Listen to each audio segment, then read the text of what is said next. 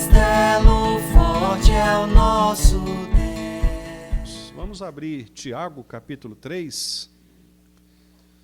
Nós estamos fazendo uma leitura a respeito da maneira como Tiago ele aborda o problema do uso da língua. Já tem um tempinho que nós falamos no versículo 1º, porque foi antes do período, né, de festas de final de ano, mas, se os irmãos se lembram, nós tratamos do versículo 1.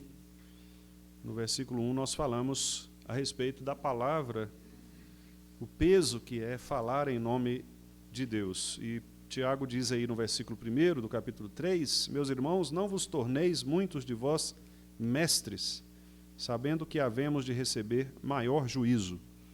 E aí naquele estudo nós meditamos no fato de que o ensino bíblico é um privilégio, mas é também uma grande responsabilidade da parte daquele que é o professor, né? Daquele que é o ministrador da palavra, porque aquele que é mestre, obviamente, ele tem um poder de comunicar, né, por meio de palavras, verdades.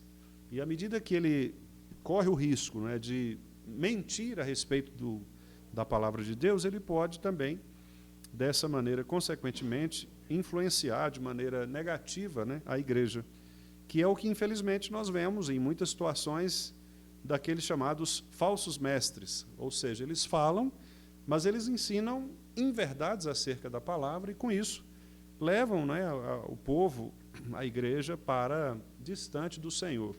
Então, Tiago estava muito preocupado com isso, porque os irmãos vão se lembrar, ele escreveu essa carta para judeus que haviam se convertido ao cristianismo e que estavam espalhados, né, em várias situações, em várias regiões, e eles estavam vivendo em locais hostis ao cristianismo, né, como era muito próprio naquela época, no início do Novo Testamento. E aí era muito comum aparecerem diversos tipos de professores, de mestres de Bíblia, né, professores de Bíblia. O indivíduo levantava, como acontece em algumas denominações hoje, o indivíduo levantava e falava, eu tenho uma palavra de Deus aqui. E ele falava, né, aquilo que para as pessoas seria a palavra de Deus. Diferentemente de hoje, porque hoje nós temos como conferir na Bíblia, aqueles irmãos nossos da época de Tiago não tinham como conferir, porque eles não tinham a Bíblia ainda à sua disposição, exceto o Antigo Testamento, né? Eles tinham o Antigo Testamento e tinham o quê? O ensino dos apóstolos. Por isso que era muito importante que uma igreja pré-iniciada, né, uma igreja plantada, ela se mantivesse firme no ensino dos apóstolos. E é por isso que os presbíteros foram eleitos. Os irmãos já sabem dessa história, né? Paulo plantava a igreja, outros irmãos plantavam a igreja, e depois vinha um outro pastor, como, por exemplo, Tito, como Timóteo, e ele promovia eleição de presbíteros, que eram aqueles irmãos mais solidamente conhecedores da palavra e que naturalmente estariam aptos para resistir aos falsos ensinos. Se chegasse alguém na igreja e dissesse, tem uma palavra de Deus aqui, e falasse algo que fosse contrário ao ensino dos apóstolos, esses irmãos presbíteros tinham que cortar esse camarada e dizer, olha, peraí, isso aí é mentira, não é isso que os apóstolos ensinaram, né? Então, os presbíteros eram aqueles guardas mesmo, né, que deveriam observar se essa pessoa que falava de acordo com o evangelho do Senhor. Então, irmãos, imaginem como era uma situação complicada. Se hoje já é muito complicado, e olha que hoje nós temos tudo à disposição, né? Nós temos a Bíblia à disposição, temos internet à disposição, pregadores à disposição, não é? Imagina naquela época que as pessoas não tinham esse tipo de conhecimento, não tinham a Bíblia ainda escrita do Novo Testamento, não tinham facilidade de comunicação, as coisas demoravam. Se um pastor, por exemplo, de uma igreja, fosse esperar o apóstolo Paulo voltar para perguntar alguma coisa, já passavam meses, anos, né? Então não era como hoje, que você liga para um colega e fala, estou com uma dificuldade aqui, não é? Como é que eu procedo nesse caso? Não, lá era muito difícil. Então, por isso, eles precisavam ser muito vigilantes, muito vigilantes. Então, essas exortações que a gente vê na Bíblia, elas são muito sérias, exatamente por causa do contexto que eles viviam. Eles, de fato, precisavam estar muito vigilantes com relação às coisas que aconteciam ao redor. E um dos problemas que eles precisavam estar atentos era exatamente a questão da palavra, da língua, do falar. Porque os falsos mestres, eles usavam o quê? Eles usavam o falar. Então, geralmente, uma pessoa que fala bem, os irmãos sabem disso, né? Qualquer pessoa que fala bem, que tem uma habilidade no falar, ela leva muita gente com ela, mesmo que o que ela fala não seja verdade. Às vezes, só o jeito, o carisma, a maneira de seduzir, por assim dizer, né, o público, como a gente vê muito nos políticos, é muito comum isso nos políticos, né? Essa sedução pela palavra, o camarada fala bonito, fala atraente, todo mundo, oh, é verdade. Não é? Ninguém nem confere o que o cara está falando, mas acredita, porque o cara fala muito bem, né? Da mesma maneira eram os falsos mestres daquela época. Eles levantavam, falavam bonito, né? Falavam de maneira atraente àquele público, e, infelizmente, algumas pessoas caíam na lábia destes falsos mestres. Por isso, a observação desses nossos irmãos, para que eles tivessem muito cuidado com o que eles ouviam e o que eles falavam, não é? Porque se eles ouvissem mentiras a respeito de Deus, de Cristo, eles deveriam estar atentos e, de fato, repulsar essa mentira, considerando como um falso ensino, uma falsa doutrina. E, ao mesmo tempo, eles deveriam observar aquilo que eles próprios falavam, porque aquilo que eles falavam também era perigoso. Por quê? Porque aqueles irmãos estavam num contexto de perseguição. Então, não era qualquer coisa também que o indivíduo podia chegar e falar, eles tinham que ser sábios, né? Aplicar muito aquela instrução de Jesus de ser prudente como a serpente, simples como as pombas. Quer dizer, eles não podiam também, de toda maneira, chegar e expor, né, de forma a arriscar as suas próprias vidas, suas famílias, a vida da igreja. Então, era um negócio assim, era meio que pisar mesmo em casca de ovos, não é? Você tinha que saber falar com sabedoria, falar adequadamente, no tempo certo, do modo certo, ouvir também de maneira muito precisa, para que você pudesse ter uma opinião formada e bem formada a respeito das coisas que estavam acontecendo. Por isso a advertência de Tiago, não queiram todos vocês serem mestres, porque a coisa é complicada. Se você resolver se tornar mestre, saiba que a responsabilidade sobre as suas palavras também será muito alta e talvez você pague um preço muito alto. Então pense bem se você realmente quer assumir essa posição de ser um mestre na igreja, não é? E aí, no versículo 2, ele usa a justificativa. E é a justificativa, digamos assim, principal. Logo depois do texto, os irmãos vão perceber, nós não vamos entrar nos detalhes hoje, mas os irmãos vão perceber que Tiago vai usar exemplos do dia a dia, né? Por exemplo, no verso 3, ele vai falar sobre colocar freios na boca de cavalos, que é uma linguagem muito comum, não é? A gente até conhece isso da nossa própria época, né? As pessoas que transportam carroça, por exemplo, ou mesmo na roça, quando vai montar um cavalo, então você coloca o cabresto, o freio, né? Para você segurar. Ele usa o exemplo dos navios, né? Mostrando que o navio ele é gigantesco, imenso, mas ele é dirigido pelo leme, né? Ali, aquele pequeno volante ali, o timão, né? Que é o timoneiro, que é o indivíduo que fica ali, o motorista do navio, né? Fica guiando. Então, um bicho daquele tamanho guiado por uma pecinha simples, né?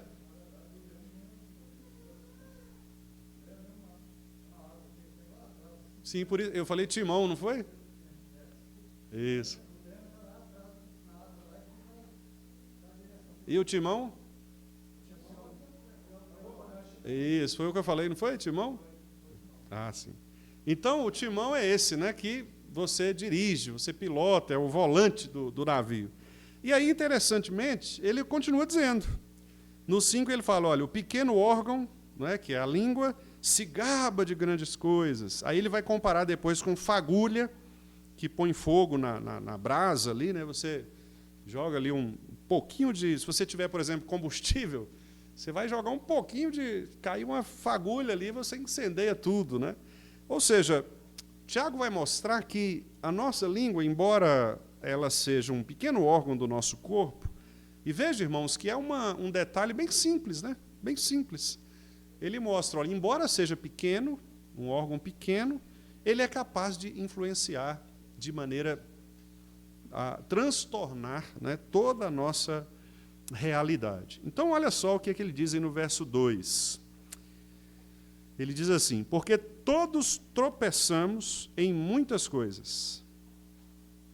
É muito interessante essa frase de Tiago, né?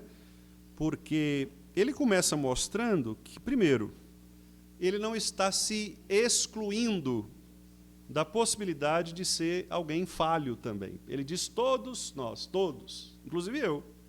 Não é? Se ele está dizendo todos, é porque, inclusive, ele próprio.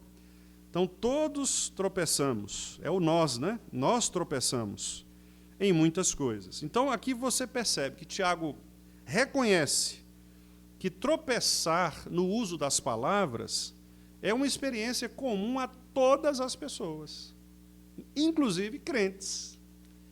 Então, não é porque o indivíduo ele ocupa uma posição diferente, ele é um pastor, um presbítero, um diácono, um líder de sociedade, etc., que ele não vai tropeçar na palavra. Pelo contrário, ele, sendo mestre, estando numa posição de liderança, ele ainda é mais suscetível a tropeçar nas palavras.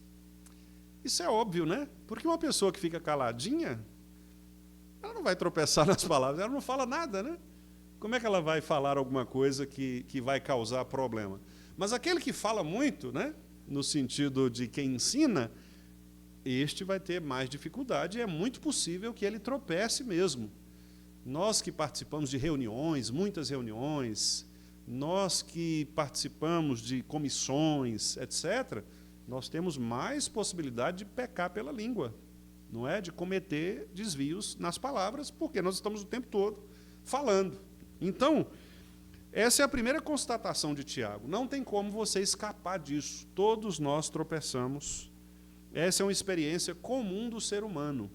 Não importa se ele é ímpio, não importa se ele é convertido, não importa se ele é uma pessoa de pouca liderança na igreja, ou se ele é um líder na igreja, não importa, todos vão tropeçar nas palavras. E é interessante, né? Porque eu acho muito interessante como o Tiago vai direto no ponto. Ele não fica assim, tentando, digamos, minimizar, não é, diminuir esse aspecto da natureza humana. Pelo contrário, né, ele ressalta isso. E ele fala, olha, todos nós tropeçamos nisso. E a palavra tropeço, irmãos, não é uma palavra qualquer. A palavra tropeçar, vocês se lembram, né? Que ela é usada para Jesus, inclusive, a chamada pedra de tropeço. O tropeço ali, no caso de Jesus Cristo, que era aquele que faria os ímpios tropeçarem, né? Significa que é algo muito grave, muito sério. Tropeçar significa cair mesmo, ou seja, é você derrapar, escorregar, cair profundamente a ponto de, em alguns casos, nem conseguir mais se colocar de pé. Não é? Então é a ideia de um tropeço assim, não é vamos dizer, não é um deslize. Ah, fulano falou ali, mas não queria falar. Não, é algo que caracteriza. Lembra da questão do ensino? O ensino é o contexto que está aí por trás. Então, Tiago está dizendo assim, não é uma palavrinha qualquer que você errou, que você falou, e aí você pede desculpa e está tudo resolvido. Não. É um ensino falso, é algo mentiroso, é algo falso a respeito de Jesus, que você está repetidamente falando, e isto faz com que você tropece e leve outras pessoas também ao tropeço. Então, o contexto aqui é um contexto de doutrinação, de ensino. Não é? Embora, obviamente, nós possamos também aplicar a nossa vida comum, ao nosso contexto diário. Porque a gente sabe também que as nossas palavras elas causam problemas entre nós, não é?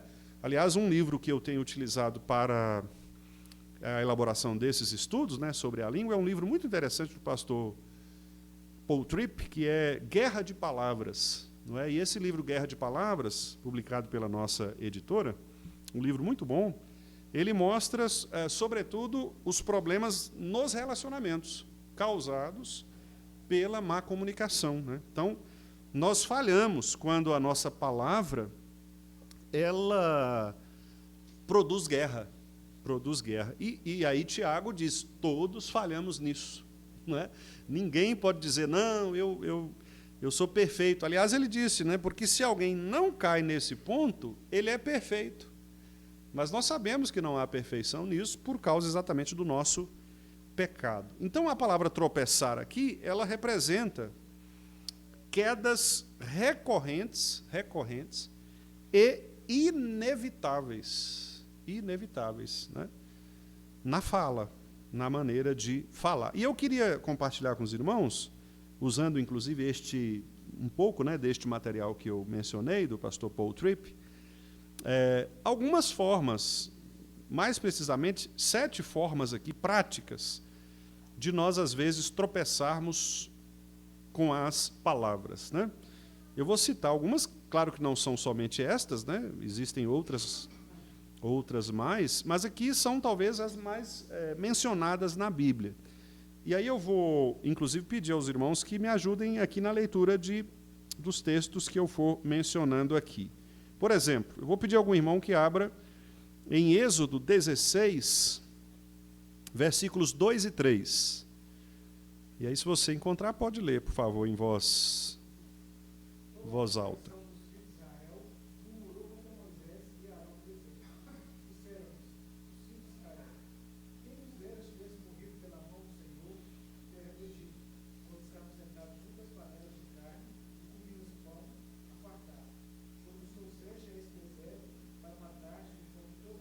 Isso. Qual é o pecado aí?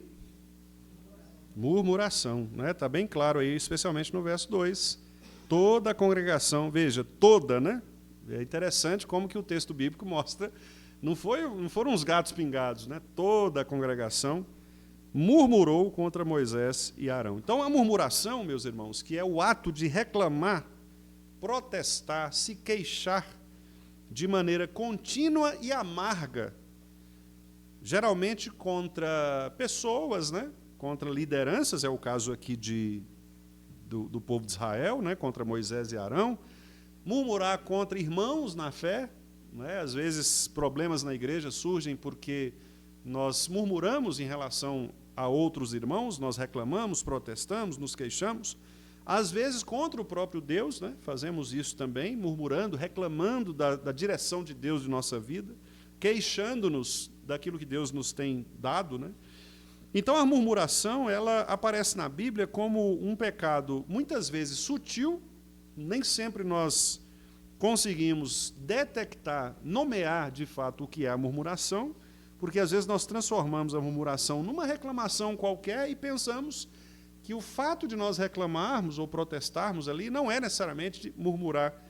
Mas, quando nós vamos à Escritura, nós vamos perceber que a murmuração, né, é uma ingratidão contra o Senhor, sobretudo, contra os nossos irmãos, é um problema contra os nossos relacionamentos, vai minar a nossa fé, vai destruir a unidade, né, que temos entre irmãos, entre famílias, entre casais, pais e filhos, etc.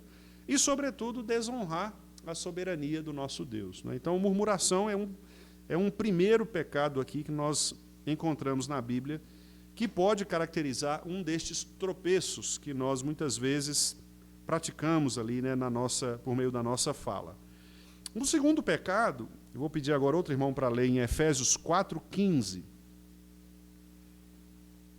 Efésios 4:15.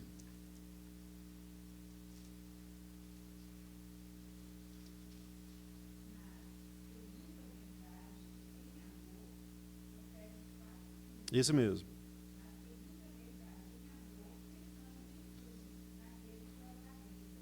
Isso. O ponto aqui é seguindo o que? A verdade. Então, o pecado que o pastor Tripp menciona aqui a crítica destrutiva que, de todo modo, ela não é a busca pela verdade, mas é uma falsidade, não é?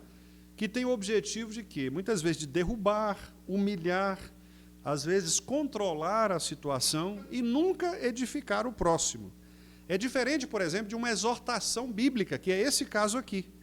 A exortação bíblica que Paulo fala aqui em Efésios, ela é feita em amor.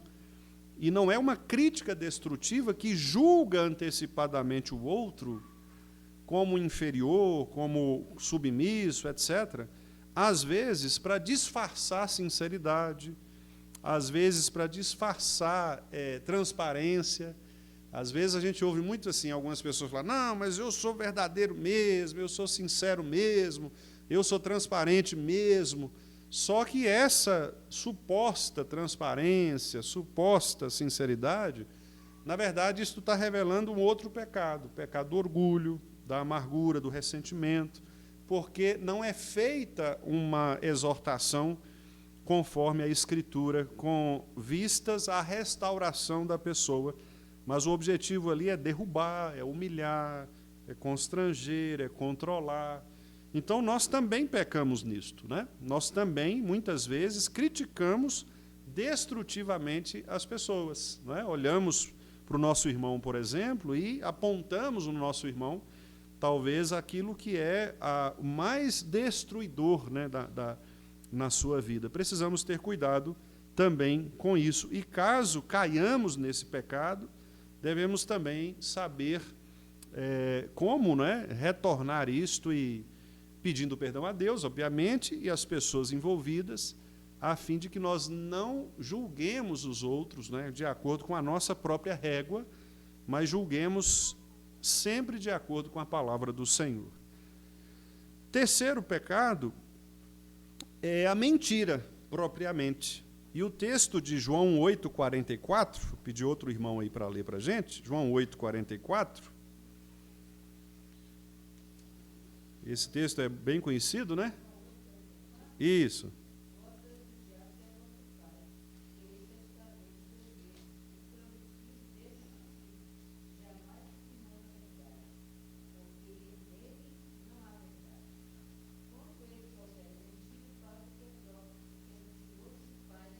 Pois é, esse versículo é muito forte, né? Muito forte. E é isso mesmo, o diabo é o pai da mentira, porque em Deus não há mentira, não há falsidade. Deus é verdadeiro, não é isso? Em todas as coisas. Então, toda distorção da verdade, seja por omissão, por exagero, falsificação, consciente, não é? Às vezes você quer, por exemplo, tratar de um problema com alguém e você não é verdadeiro o suficiente, você fica ali, a gente costuma falar, em cima do muro, né? Aquela coisa, não fala diretamente qual é o problema, sempre tangenciando, sempre contornando, aquela coisa das chamadas meias-verdades, né? Há até um pastor que certa vez disse que toda meia-verdade é uma mentira completa, né? Porque às vezes você fica ali, não vou falar com a Vanessa, não, porque aí você fica contornando e tal, e não trata a questão como tem que ser tratada, né? Então, temos que ter muito cuidado com isso, porque às vezes ou nós exageramos o pecado de alguém, a falha de alguém, ou a situação de alguém. Por exemplo, quando você desconfia exageradamente de uma pessoa, não é? Aliás, isso é até proibido pelo 9º mandamento, que é levantar falso testemunho. Então, o irmão Edson passou por mim ali e não me cumprimentou. Aí eu já crio assim, toda uma conspiração, né? Não, eu tenho certeza que ele está comunado com gente que tal. Né? E às vezes ele só não me viu. Estava de cabeça baixa, confundiu, não é? E nós criamos toda uma situação, toda uma conspiração em torno do fato. Isso é perigoso, né? Isso pode se transformar em distorção da verdade, pode se transformar em mentira. E a mentira, irmãos, como nós já experimentamos muitas vezes na nossa vida, né? Eu tenho certeza aqui que cada um de nós aqui já experimentou isso, às vezes mentira de alguém em relação a nós, ou mentira de um acordo que você fez com alguém, a pessoa mentiu a respeito disso. Todos nós já vivemos isso. Nós mesmos, né, aquela ideia de que se bater no portão fala que eu não estou, não. Né? Essas chamadas pequenas mentiras, né, o telefone toca, não, fala que eu não estou, não. Né? Quer dizer, essas coisas todas, elas são o quê? Omissões, são falsificações, e elas são a quebra da confiança. As pessoas deixam de confiar. Porque se você mente, ninguém vai confiar em você. A pessoa vai sempre duvidar. Há casos, né, em que você vê claramente que a pessoa está mentindo, tentando ludibriar. Às vezes você chega e fala, mas eu vi você numa situação assim. Não, não era isso, não, era tal coisa assim, assado. Ah, mas você falou isso. Não, não falei. Não. Quer dizer, sempre tentando ali se esquivar, né, da situação. Então, precisamos ter muito cuidado com isso, porque a mentira ela ofende a imagem de Deus, ofende o Senhor. Ela cumpre, né, o papel do diabo, que é o pai da mentira, como nós acabamos de ler aqui. Então, elas podem até parecer pequenininhas, né, mentirinha, mas, às vezes, as consequências que elas produzem, relacionais ou mesmo espirituais, né, que é o mais importante, inclusive, são consequências desastrosas. Né? Uma pessoa que se acostuma a mentir é uma pessoa que, de fato, pode colocar em risco até mesmo a garantia, né, de sua conversão. Porque se a Bíblia diz que o diabo é o pai da mentira e você mente, então você está sendo filho daquele que é o pai da mentira. Então não há conversão em você ainda. Né? Por isso, dizer a verdade, meus irmãos, é sempre importante e é sempre a vontade de Deus. A questão é como e quando dizer esta verdade. Aí são outros 500, né, como dizemos, porque às vezes não é o momento. Lá em Eclesiastes diz que o sábio sabe discernir o tempo e o modo. Então, a verdade é sempre verdade em qualquer lugar. A questão é quando dizê-la e como dizê-la, mas sem adulterá-la, né, para que não fique essa situação de um falso, de uma aparência de verdade, uma meia-verdade, quando, na verdade, é uma mentira completa. Um quarto pecado, vou pedir outro irmão aí para ler em Provérbios 26, 18 a 19. 18 e 19, né? Provérbios 26, 18 e 19.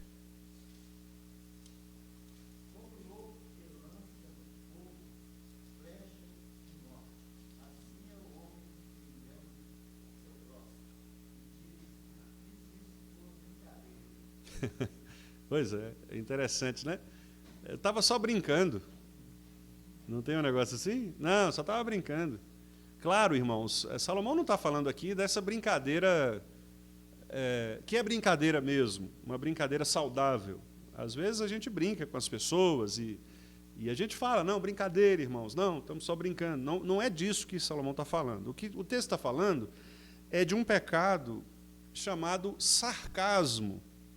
O que é isso? É o desejo intencional de zombar, de ridicularizar, de ferir a pessoa, não é? Então você faz uma chamada pegadinha maldosa para expor muitas vezes o defeito de alguém, o pecado de alguém. Então, e há pessoas que são assim, há pessoas que chegam para você, por exemplo, fazem uma piadinha, uma colocação, assim, que você percebe que é uma maldade. Quer dizer, ele está querendo expor você a uma situação, às vezes, de ridículo, de zombaria, uma situação de ferir, às vezes, uma questão que é importante, cara para você, não é? É difícil, às vezes, até de você lidar, e a pessoa faz ali uma piadinha, uma pegadinha. Então, é disso que o texto está falando. Né? O texto está falando que essas, entre aspas, brincadeiras de mau gosto, né, são, na verdade, disfarces para revelar esse pecado do coração, que é essa ironia maldosa, esse sarcasmo, que visa quase sempre diminuir o outro e revelar o coração daquele que é o produtor dessa piada, desse sarcasmo, né, dessa ironia. Isso, infelizmente, acontece, né, em alguns círculos. Entre os ímpios, é comum isso acontecer, especialmente em alguns ambientes. Entre os crentes, isso também acontece, mas não pode se tornar algo comum. Pelo contrário, né, nós devemos vigiar nossos lábios para que não sejamos irônicos, sarcásticos, né, para ferirmos o nosso irmão, zombar, ridicularizar, às vezes, uma situação dele, né, uma fraqueza que ele tem, porque isso muitas vezes pode matar uma pessoa, né? Talvez não fisicamente, mas espiritual e moralmente, inclusive. Quinto pecado é o pecado da manipulação. Manipulação. E a manipulação é o quê? É o desejo que você tem, que a pessoa tem, né, de controlar pessoas, obter vantagens e distorcer decisões com base em, às vezes, essas meias-verdades, chantagens, às vezes, pressões emocionais, não é? Então, manipular é você usar palavras que tentam driblar, tentam dobrar a vontade do outro, sempre pensando no benefício do que você pretende alcançar. Isso é muito comum, muitas vezes, né, entre qualquer tipo de profissão e de palavra, né, que tem a ver com chamados discursos persuasivos. Né? Esses discursos persuasivos são discursos que tentam convencer a pessoa. Na verdade, todo discurso tenta convencer. Tudo que você fala para alguém, você quer convencer a pessoa. Por exemplo, você diz assim, olha, você viu como que o dia está quente hoje? Então, muito embora você não saia de casa com aquela intenção de manipular a pessoa, mas a sua palavra, você quer que a pessoa concorde com você. Se ela disser assim, não estou achando quente, não, está frio, inclusive, aí você já vai ficar, esse cara está meio cismado comigo. Você já fica assim meio deslocado, né? Porque você quer que a pessoa concorde. Agora, nesse caso aqui, é uma manipulação clara.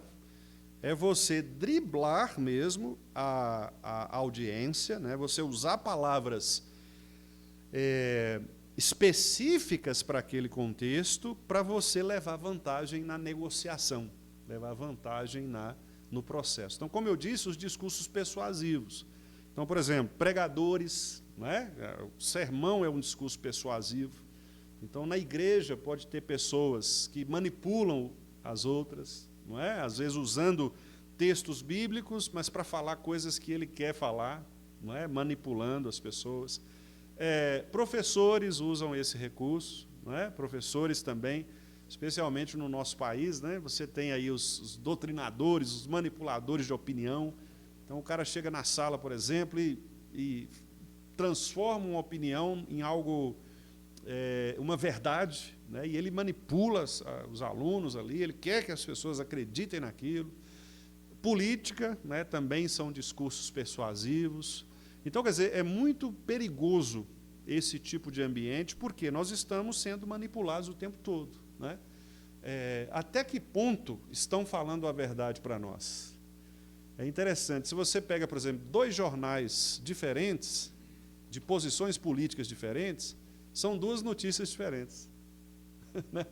O mesmo fato, mas 2 notícias diferentes. Quer dizer, em quem você vai acreditar, né? Você percebe que existe manipulação dos 2 lados. Se você é pró, então tem o seu discurso ali. Se você é contra, tem o seu discurso ali também específico. Então, precisamos ter muito cuidado.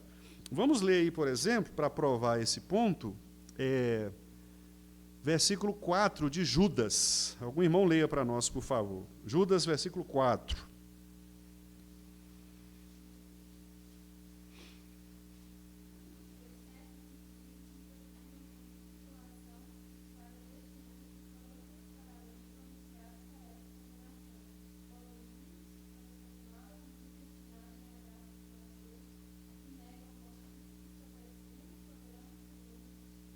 Pois é, está vendo aí? Se introduziram com dissimulação. Então, pessoa dissimulada é essa pessoa que parece, mas não é.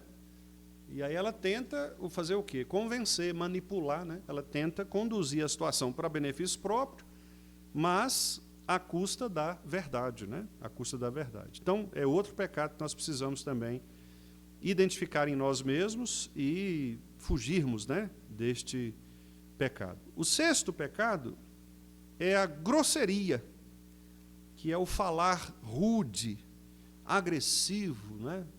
Aquela pessoa que violenta verbalmente, né? Pessoa que não tem nenhum tipo de temperamento, né? De tempero no falar, né? Vamos ver aí, por exemplo, Efésios 4:29 e Colossenses 4:6.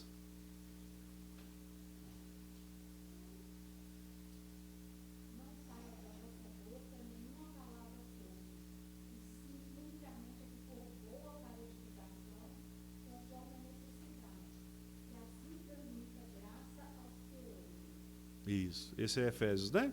Agora Colossenses 4:6.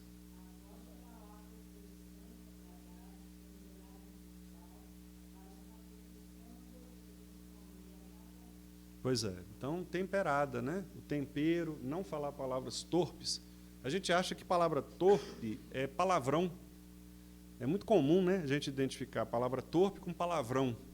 Mas é mais do que isso. A palavra torpe é uma palavra que envolve palavras desnecessárias. Desnecessárias. Então, não é só o palavrão, é você falar também o que não precisa falar naquele momento. É ser inconveniente em relação à sua fala. Não é? É você, muitas vezes, a pessoa, você recebe a pessoa e você faz aquela, como a gente viu agora há pouco, né? Você solta aquela piadinha ou solta aquela frase que não tinha necessidade alguma de você utilizar. Então, não é só a palavra, o chamado palavrão, né? A palavra de baixo calão, mas é a palavra desnecessária. E essa palavra desnecessária, ela pode ser desrespeitosa, não é? Ela pode ser uma palavra desrespeitosa com o outro, né? Com o próximo. Ela pode ser uma palavra grosseira mesmo, rude, né? Uma palavra, às vezes, pesada, ruim, agressiva. Então, nós aprendemos aqui, né, em Efésios e em Colossenses, Paulo dizendo que a verdade, quando ela é dita em amor, ela nunca é uma violência verbal, né, no uso de termos, na agressividade, na impaciência. E veja, irmãos, que por isso a gente vai entendendo por que Tiago valoriza tanto o aspecto da língua, né, porque a língua revela o nosso coração, a boca fala do que está cheio o coração, disse Jesus. Então, às vezes, a sua palavra desrespeitosa, por exemplo, ela revela um pecado pior, que é, por exemplo, a soberba, o orgulho. A sua palavra agressiva revela um pecado pior, que é a sua ira. A sua palavra impaciente revela falta de domínio próprio, de mansidão. Então, você percebe que, quando a gente fala, né, nós estamos revelando quem a gente é. De fato, a boca fala do que está cheio o coração. Então, se eu agrido, por exemplo, verbalmente o irmão Miro, sem qualquer tipo, né, simplesmente sou rude com ele, sou agressivo, sou violento verbalmente, ora, alguma coisa eu estou revelando do meu coração. Um coração duro, um coração soberbo, um coração impaciente, um coração sem domínio próprio e talvez até sem conversão, né? Porque dependendo do grau ou da intensidade ou da continuidade, da frequência com que nós pecamos, né, isso pode indicar um problema até maior, que é exatamente a falta de conversão. Então, grosseria, né, falta de empatia, tudo isso tem a ver com pecados da língua. E, por último, não menos importante, né, mas nessa lista aí, destes pecados, é a Bíblia chama de vanglória, né? A vanglória é uma palavra que você usa para exaltar a si mesmo, ostentar os seus feitos ou se apresentar como superior aos demais. Mas repare que a própria palavra ela já diz o que é vanglória, ou seja, é uma glória inútil, uma glória vã, uma glória desprezível. Por quê? Porque, na verdade, a vanglória, né, as pessoas que se vangloriam, elas geralmente revelam insegurança. disfarçada de grandeza. Ou seja, ela precisa falar de si mesma. Por quê? Porque ela se sente insegura. Então, ela precisa falar dos feitos dela. Ela precisa contar a respeito de si, porque senão os outros não vão falar sobre ela. Então, ela precisa falar. Se ninguém vai falar, então ela tem que falar. Essa é a chamada vanglória na Bíblia, né? É o autolouvor explícito, às vezes sutil, que busca reconhecimento, aplauso, influência, né? Todas estas questões que têm a ver com esta falsa humildade. Vamos ver aí Filipenses 2, versículo 3.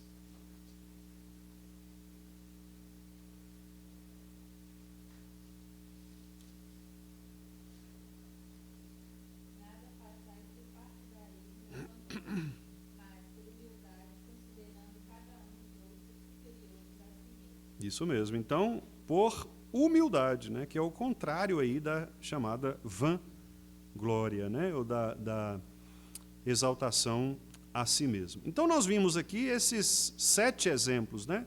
Como eu falei para os irmãos, não são apenas estes, podemos retirar muitos outros da Bíblia que têm a ver com a palavra, né? Mas estes eu acho que são mais comuns. Então, murmuração, a crítica destrutiva, a mentira, o sarcasmo, a manipulação, a grosseria e a vanglória, né? São 7 pecados aí que nós identificamos como chamados pecados verbais, né? Ou pecados da língua. E aí, Tiago, voltando então a Tiago, para a gente finalizar, né? A palavra de Tiago é, bom, se você não tropeça no falar, você é perfeito varão.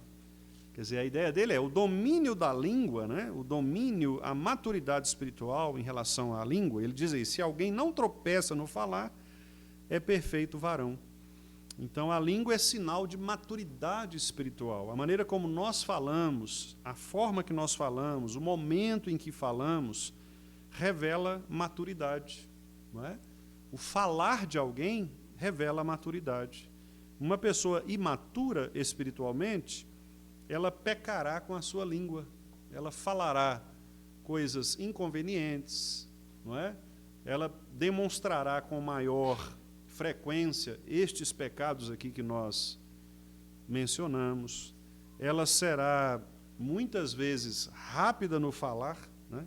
Enquanto o Tiago diz que tem que ser exatamente o contrário, nós temos que ser ponderados no falar, né? E às vezes somos apressados nas nossas observações, apressados nos nossos julgamentos, nosso juízo sobre as pessoas, né, sobre as coisas. Tiago está dizendo, olha, se você tropeça nisso, você tem problema sério. Mas se você não tropeça, você revela maturidade espiritual, você revela uma pessoa que demonstra mesmo que o seu coração está sendo moldado por Cristo Jesus, porque a sua boca fala daquilo que está cheio o seu coração, né? Então, a gente pode dizer aqui que o domínio da língua, ele é inseparável do domínio do coração, né? As palavras não são apenas o som que nós produzimos, mas são armas, instrumentos, né? Muitas vezes, que servem para ferir ou também para curar. Aliás, Provérbios diz, né, que a palavra dita a seu tempo, no momento certo, é como como maçãs de ouro em bandejas de prata, né? É uma metáfora, uma ilustração, quer dizer, é algo belo, é algo precioso, é algo que todos nós devemos almejar, né? E ele diz aqui, no versículo ainda, irmãos, que essa pessoa que não tropeça, ele é capaz de refrear também todo o corpo. Quer dizer, Tiago está dizendo o seguinte, olha, quem domina a língua está apto para dominar todo o restante da sua vida. E é interessante, né? Porque os irmãos percebem que os pecados também do corpo, não é? Os pecados, os desejos do corpo, eles têm muito a ver com aquilo que nós falamos, não é? À medida que nós repetimos certas ideias, né? Nós vamos corrompendo também o nosso corpo, não é?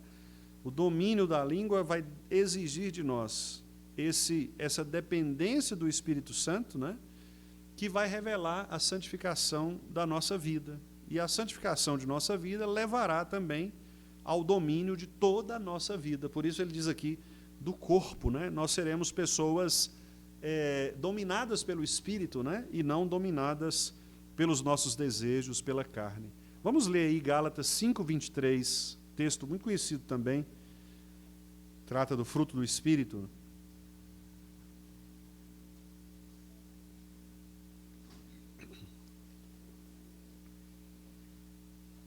Gálatas 5:23. Outro irmão, se quiser abrir, por favor, Isaías 6, 5 a 7. Já pode abrir aí para ler também. Isaías 6, 5 a 7. Quem achou Gálatas 5:23?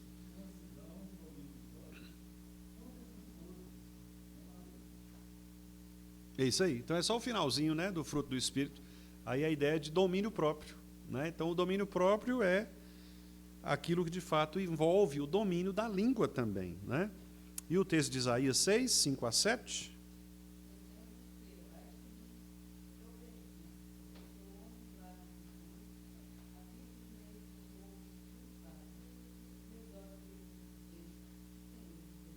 Isso, até aí tá bom, irmã Silene. Então vejam que Isaías está pedindo o quê? Pelos lábios impuros, né? Eu sou um homem de lábios impuros. Interessante isso, quer dizer, o reconhecimento de um profeta, né? Não é qualquer um, nós estamos falando de Isaías, né?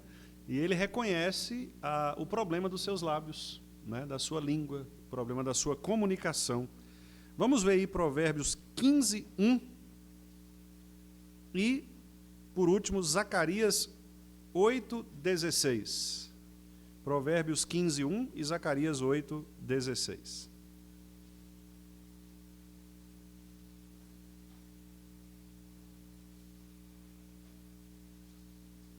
Provérbios 15, 1.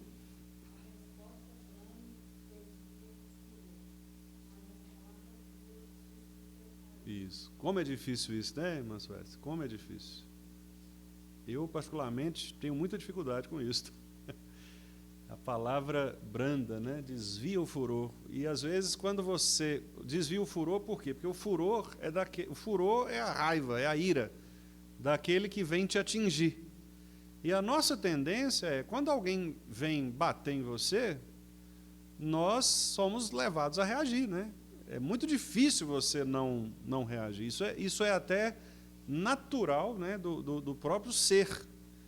Não é? Os animais, por exemplo, eles todos fazem isso. Né? Os animais têm os seus mecanismos de proteção. Né?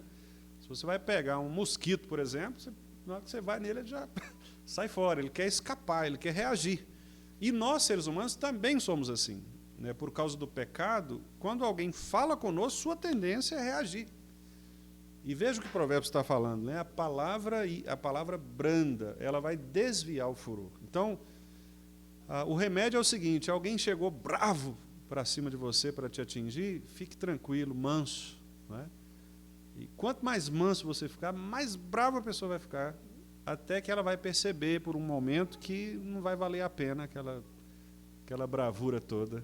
Né? E ela vai... ou ela vai ficar sem graça ali, vai baixar o tom, vai sair da discussão, ou vai sair de vez, com raiva. Mas o fato é que calar-se, né, e manter-se sereno, proferindo, né, com humildade as palavras, isso é um remédio apresentado por Deus. Claro que isso não é uma técnica, né, irmãos? Nós não estamos falando aqui de uma técnica de controle, né? Nós estamos falando do domínio do Espírito Santo. Não é uma questão que você vai aprender de hoje para amanhã com alguns exercícios, né? Exatamente. Então, assim, não é uma coisa que você vai aprender, que você vai, não, amanhã eu estou treinado nisso. Não, Espírito Santo vai amadurecendo você, vai dando a você sabedoria para você reagir de maneira adequada. E o texto de Zacarias 8, 16, o último.